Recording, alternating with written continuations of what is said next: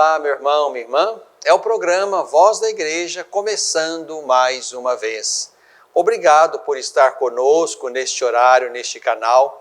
Estamos começando o mês de fevereiro e vamos avançando na direção do futuro, onde nos encontraremos com Deus, onde avançamos para contemplar aquele que amamos e em quem nós cremos. Bebendo da fonte é o nosso primeiro bloco. Vamos mergulhar então no mistério da palavra de Deus contida nas Sagradas Escrituras. E vamos dialogar com Deus, aprender de Deus, mergulhar no mistério de Deus. Se você tem por perto a sua Bíblia, vamos tomar então o texto da liturgia deste domingo, o quinto domingo do tempo comum. Vamos pegar o texto de Lucas, capítulo 5, versículos de 1 a 11. Certo dia, quando Jesus estava à margem do lago de Genezaré, a multidão se comprimia ao redor dele para ouvir a palavra de Deus. Jesus viu 2 barcos à margem do lago.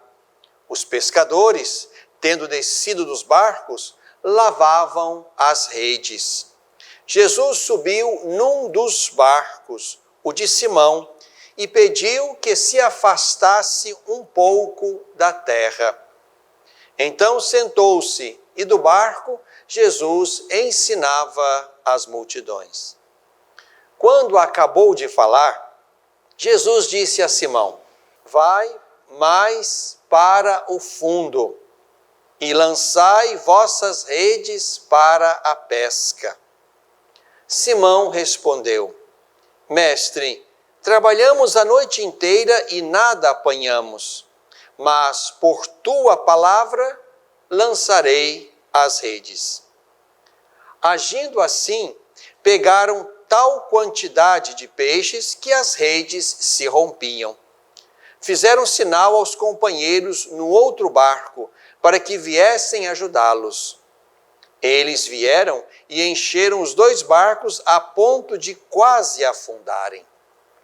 Vendo isso, Simão Pedro prostrou-se aos pés de Jesus, dizendo: afasta-te de mim, Senhor, porque sou um pecador. De fato, à vista da pesca que haviam feito, o espanto tomara conta dele e de todos os que o acompanhavam, bem como de Tiago e João, filhos de Zebedeu e sócios de Simão. E Jesus disse a Simão: não temas, doravante serás pescador de homens. E depois de levar os barcos à terra, deixaram tudo e seguiram Jesus. Meu irmão, minha irmã, neste ano estamos lendo o Evangelho de Lucas, o terceiro evangelho na nossa Bíblia. E vamos então aprendendo com o Senhor Jesus, fazendo-nos discípulos, indo com Ele, deixando-nos formar pela sua palavra. O texto de hoje diz que ali estava Jesus na margem do lago de Genezaré e uma multidão se apertava ao seu redor para ouvir a palavra de Deus. Nós, como igreja também, vamos atrás do Senhor para ouvir dele a palavra de Deus. Ele anuncia a palavra, ele é a palavra. Então temos na liturgia desse domingo este belo texto, onde nos encontramos então com a vocação de Pedro, aqui na narrativa do Evangelho de Lucas, como também a pesca milagrosa, a partir da qual Jesus então, usando da imagem da pesca, dá também a Simão e a ele, através dele, a igreja toda, a missão de pescar outros para Deus, para o reino, para o Evangelho. Farei de ti pescador de homens. Vamos então, meu irmão, minha irmã, partilhar um pouquinho da beleza deste texto que lemos. Estamos no capítulo 5 de São Lucas. Qual é o cenário? O cenário é ali à margem do lago de Genezaré, também chamado Mar da Galileia, Mar de Tiberíades. Aqui estamos diante da mesma porção de água. Ali Jesus esteve muitas vezes. Foi ali que ele chamou também outros discípulos, foi ali que ele ensinou e pôde também realizar os seus sinais, muitos dos seus sinais. Então, a partir do texto que temos, nos encontramos com um pregador que atraía a si a multidão. E Pedro, Simão Pedro, não o conhecia ainda. O texto diz que ali na praia havia barcas e por causa da multidão Jesus subiu numa delas que era de Simão. E aí, tendo falado, Jesus, como quem quisesse presentear a Simão pela benevolência do uso da barca, então Jesus se dirige a ele para dizer e pedir mais do que aparentemente se pudesse pensar. Jesus então se dirige a Pedro para dizer a ele para avançar. Avança para águas mais profundas e lançai as vossas redes para a pesca. Aqui estamos ainda nesta imagem bastante clara e simples. Jesus quer dar àqueles pescadores que naquela noite não pescaram nada, segundo a palavra de Simão, Jesus quer dar a eles um presente a partir do qual ele pudesse revelar-se, para mostrar quem era, mas também um presente a partir do qual ele pudesse chamar, como chamou Simão, como também outros que estavam com ele. Aqui, Simão Pedro diz uma palavra que é importante e oportuna. Trabalhamos a noite inteira, não pescamos nada, mas em atenção à tua palavra. Por causa da tua palavra. Já que és tu que nos pedes. Aqui essa palavra de Pedro é importante. Pedro que viu o fascínio daquela multidão com aquele homem. Pedro que pôde então, em um pequeno diálogo, emprestar a sua barca a ele. Esse Pedro agora, primeiro, ele se mostra dócil e ao mesmo tempo desejoso de alguém que lhe indicasse o caminho, porque chama Jesus de mestre. Mestre, nós trabalhamos a noite inteira e não pescamos nada, mas em atenção à tua palavra vou lançar as redes.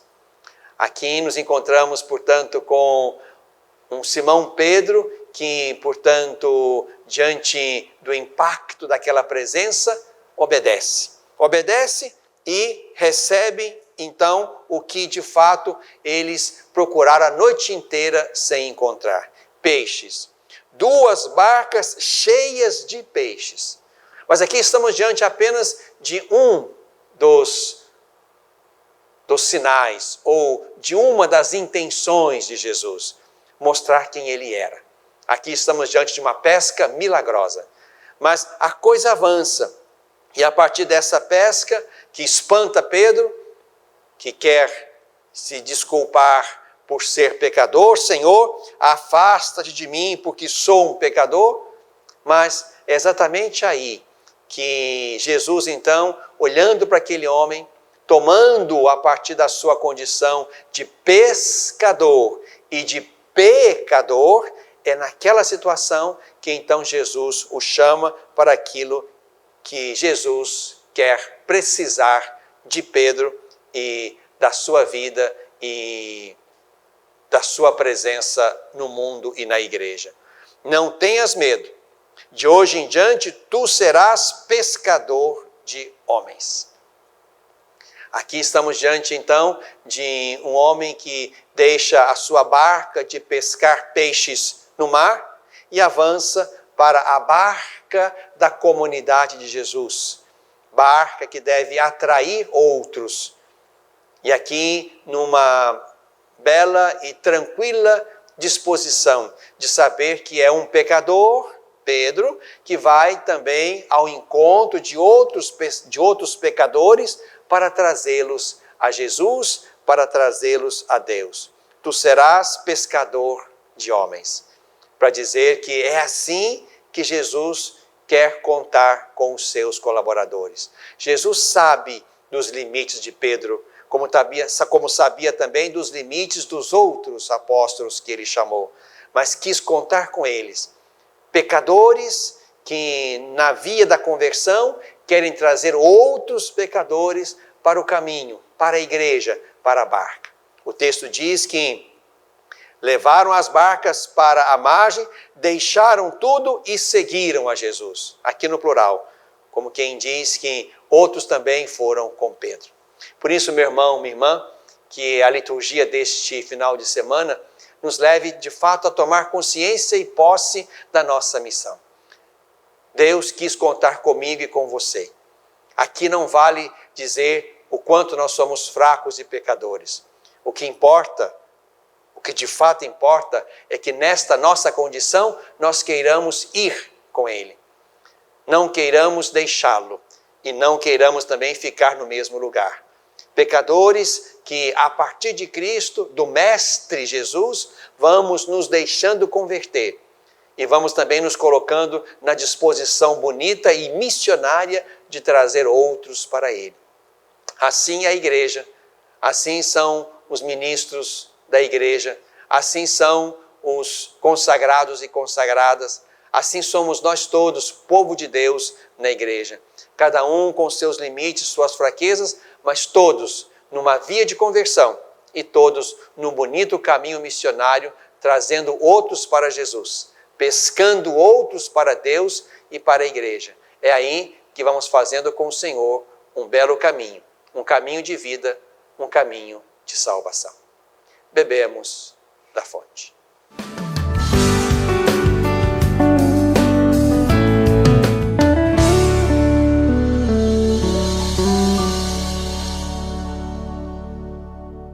Olá, meu irmão, minha irmã, estou precisando da sua ajuda para que juntos possamos zelar pelas vidas dos idosos que estão lá no nosso lar dos idosos. Precisamos da sua ajuda para manter aquela casa. A sua pequena contribuição mensal, fazendo-se amigo do lar, vai nos ajudar a comprar medicamentos, comida, material de higiene, material de secretaria, pagar a folha de funcionários, também aquilo que diz respeito aos gastos mensais daquela casa. Você pode ser, portanto, um amigo do nosso lar dos idosos. Aqui no telefone que está na tela, você pode então ter mais informações de como nos ajudar nessa obra de cuidado da vida. Ajude-nos, é o nosso pedido. Obrigado pelo seu sim.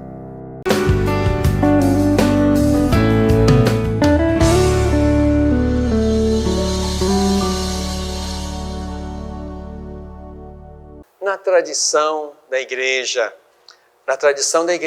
temos uma bela e rica liturgia, organizada, sistematizada, distribuída em ciclos. São 3 ciclos, A, B e C. Em cada um desses ciclos, lemos um dos evangelistas. Ciclo A, Mateus, ciclo B, Marcos, ciclo C, Lucas. Este ano é o ano C, então estamos lendo exatamente o Evangelho de Lucas. Começamos a fazer isso lá no início do caminho do ano litúrgico, no início do Advento, e assim vamos então podendo saborear este terceiro evangelho ao longo deste ano litúrgico. Queria brevemente nesse programa e possivelmente também em próximos programas aprofundar com você, mesmo que brevemente, o texto, a estrutura, o evangelho de Lucas. É muito bom que nós tenhamos isto em mente quando tomamos um texto. E aí, creio que a sua Bíblia, seja ela qual for, como a minha, tem sempre alguma introdução. Aqui eu uso a Bíblia da CNBB e aqui temos também uma boa e bela introdução do Evangelho de Lucas e vou partilhar algumas coisas com vocês. Mas também aí na sua Bíblia, seja ela qual for, a tradução que você tem, deve ter sim em algum lugar, ou no início de todo o Novo Testamento, ou no início de cada um dos livros, vai encontrar também uma breve introdução. É sempre importante nós nos dedicarmos a isto, seja a uma introdução geral àquele livro, sejam também as notas de rodapé que sempre temos. Aqui vamos aprendendo, vamos discutindo, vamos aprofundando, e é importante então que a partir do texto lido, a partir da fé que nos inspira também a ler e compreender aquela palavra, possamos também ir ajuntando aquilo que os estudiosos, os biblistas, não é? Os exegetas, vão nos ajudando a penetrar desta palavra lida e que é definitiva, que é eterna, que é imutável. Por isso temos que ler sempre o texto bíblico sem perder de vista aquilo que ele de fato quis dizer no seu momento original, mas também iluminar o nosso tempo, a nossa vida, a nossa história a partir desse mesmo texto, que não se pode mudar, que não se pode alterar e que é palavra de Deus para nós sempre, até que Jesus volte. Não haverá outras palavras, outras revelações, não haverá. O que nós temos agora é que mergulhar, explicitar, compreender o mistério desta palavra de Deus contida nas Sagradas Escrituras. Então, neste ano, vamos ler o texto de Lucas. Algumas considerações importantes sobre o Evangelho de Lucas.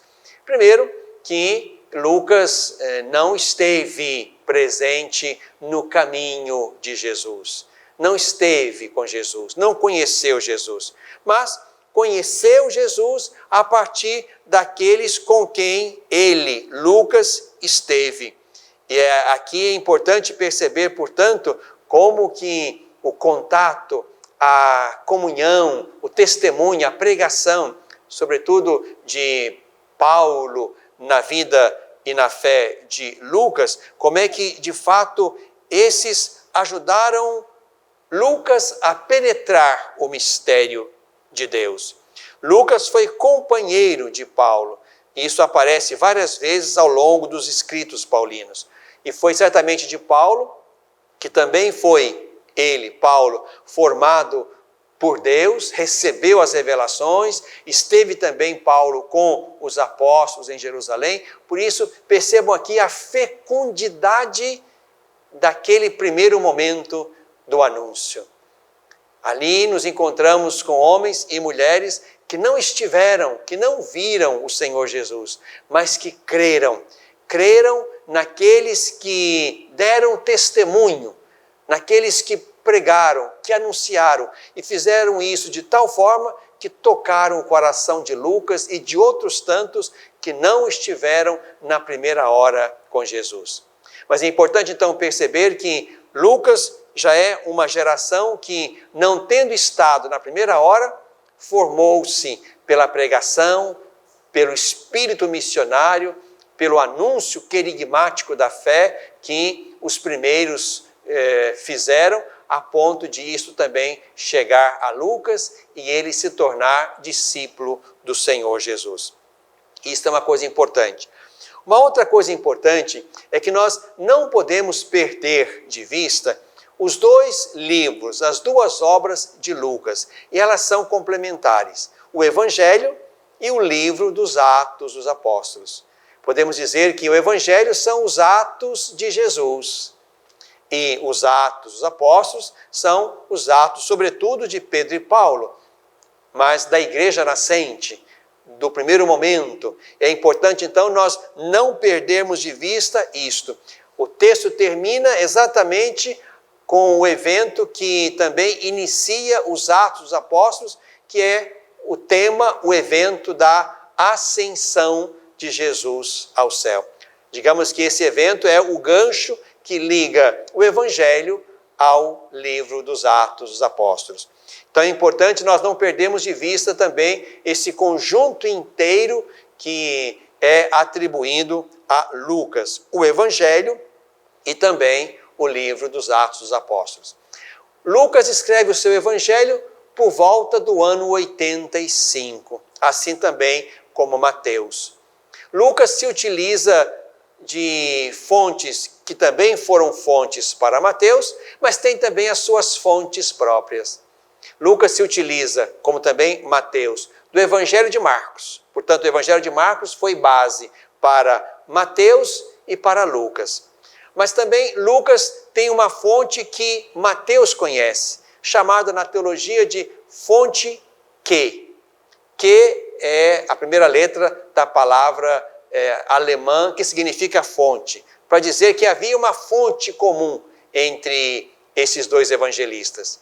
E também Lucas tem a sua fonte própria, como Mateus também teve a sua fonte própria, a ponto de encontrarmos em Lucas textos que nós não encontramos nem em Marcos e nem em Mateus.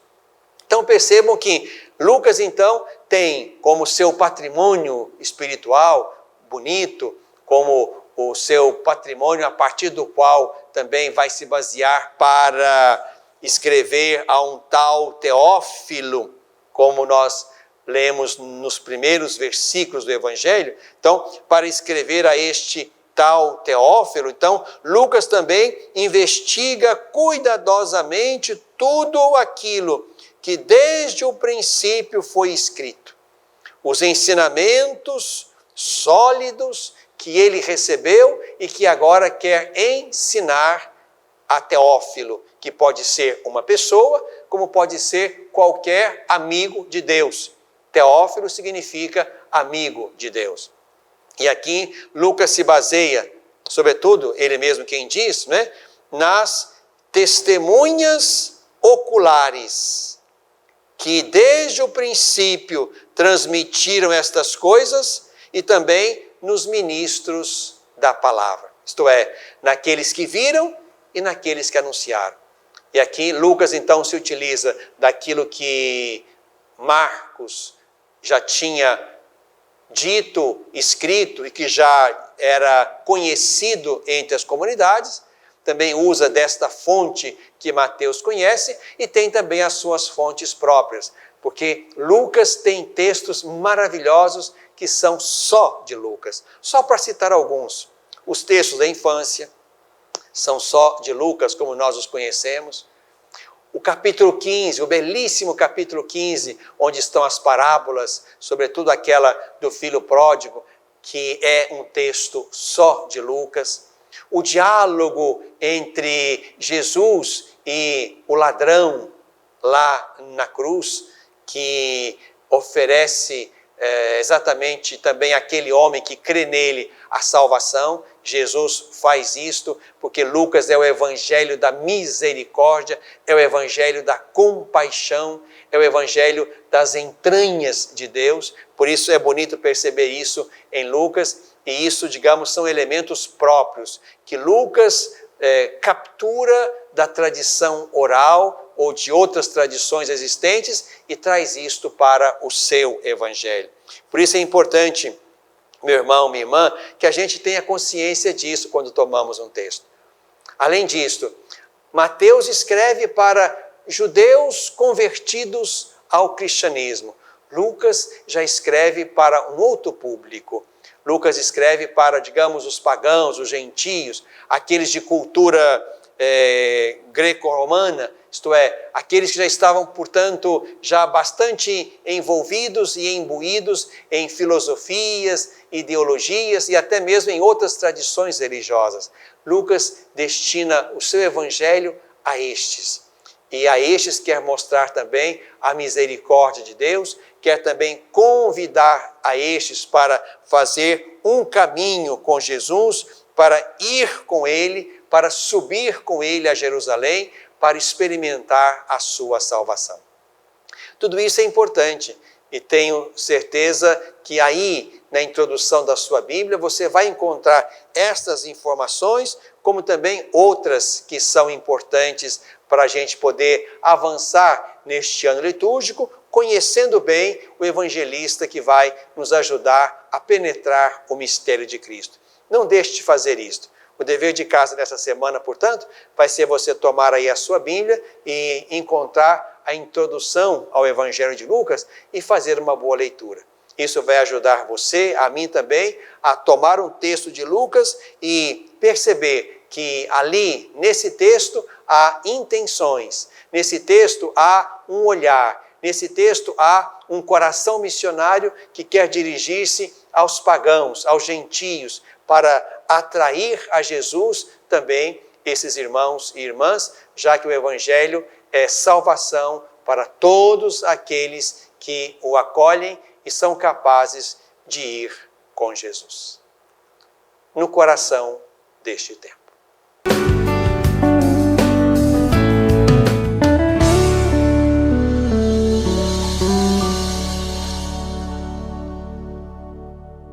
Às vezes, tudo que uma criança precisa para superar uma tempestade em sua vida familiar é encontrar um lar provisório. Uma família que a acolha por um tempo, enquanto sua própria família se reestrutura para recebê-la de novo. Essa é a proposta do Serviço Família Acolhedora: transformar as dificuldades de hoje em possibilidades de futuro. Serviço Família Acolhedora. A tempestade passa, a vida continua. Participe e faça a diferença. Olá, meu irmão, minha irmã. Estou precisando da sua ajuda para que juntos possamos zelar pelas vidas dos idosos que estão lá no nosso lar dos idosos.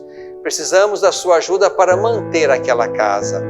A sua pequena contribuição mensal, fazendo-se amigo do lar, vai nos ajudar a comprar medicamentos, comida, material de higiene, material de secretaria, pagar a folha de funcionários, também aquilo que diz respeito aos gastos mensais daquela casa. Você pode ser, portanto, um amigo do nosso lar dos idosos. Aqui no telefone que está na tela, você pode então ter mais informações de como nos ajudar nessa obra de cuidado da vida. Ajude-nos, é o nosso pedido. Obrigado pelo seu sim.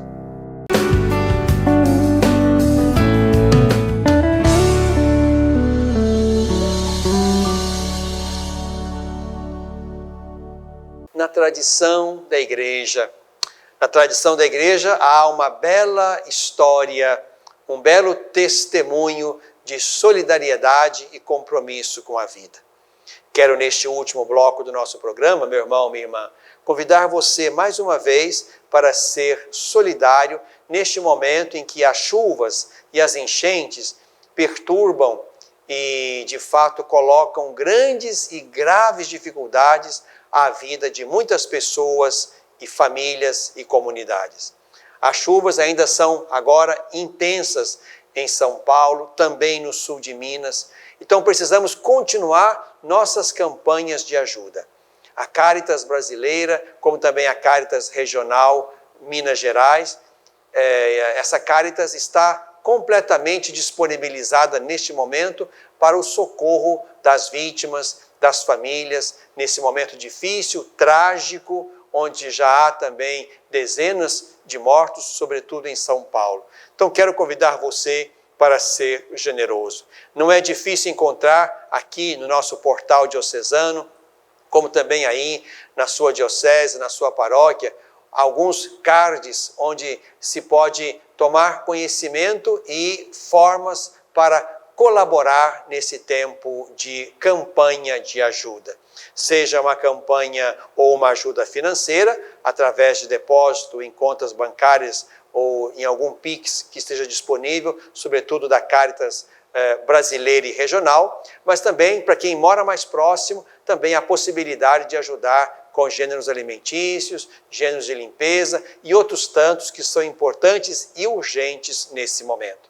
Vamos sim celebrar a fé, celebrar a Eucaristia, zelar pelo Jesus que recebemos e comungamos, isto é muito importante, mas também vamos zelar e vamos manter os nossos olhos sobre o Jesus presente hoje nas muitas pessoas, famílias, comunidades assoladas pelas chuvas e pelas enchentes, como aconteceu aqui entre nós no nosso estado de Minas Gerais no início de janeiro. Agora essas chuvas se deslocaram para São Paulo e também permanecem no sul de Minas. Os estragos são grandes, as perdas são muitas. É importante agora que saibamos partilhar o que temos. Vamos rezar, sim, por esses irmãos e irmãs. Vamos mantê-los na nossa via orante, pedindo a Deus que cuide deles. Vamos zelar também, sobretudo no tempo futuro, pelo nosso modo de lidar com a natureza. O que acontece hoje não é nenhuma maldição ou desgraça, mas é resultado também de um uso predatório, um uso equivocado dos recursos, na nossa relação errada com a natureza, com o desmatamento e com tantas formas de violência que no seu tempo voltam a nós, como agora experimentamos com essas chuvas em proporção totalmente descontrolada e até inesperada. Vamos então aprender com tudo isto. Vamos aprender lidando de modo diferente com a natureza, vamos aprender também exercitando-nos na caridade, vamos aprender zelando sempre de toda forma de vida. Agora é hora de sermos solidários. A nossa fé nos convoca à compaixão, na tradição da Igreja.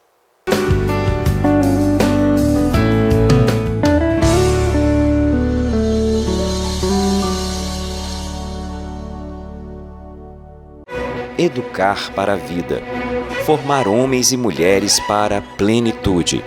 Uma educação católica. Lembro-me bem, quando era criança, da importância de minha família em toda a minha educação. Aprendi que a fé e a razão, o conhecimento, são bases que se complementam para se formar um ser humano íntegro. Valores e virtudes fundamentais para ser quem eu sou e sempre agir com coração e alma para alcançar os objetivos mais altos. Hoje, na formação de meus filhos, compreendo que educar é, sobretudo, uma obra de amor.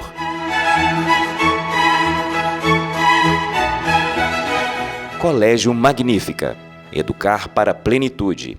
Pré-matrículas abertas.